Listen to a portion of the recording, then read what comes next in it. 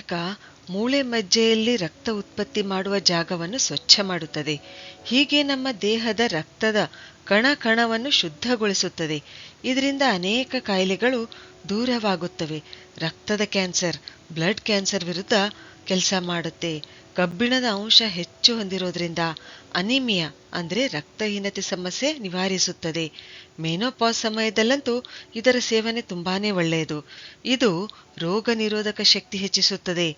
ಇದರಲ್ಲಿರ್ತಕ್ಕಂಥ ಲೆಸಿಥಿನ್ ಹೆಚ್ಚಾಗಿ ಕಂಡುಬರೋದ್ರಿಂದ ಇದು ನಮ್ಮ ನರ್ವಸ್ ಸಿಸ್ಟಮ್ ಅಂದ್ರೆ ನಮ್ಮ ನಾಡಿ ವ್ಯವಸ್ಥೆಯನ್ನು ಬಲ ಕೊಡುತ್ತದೆ.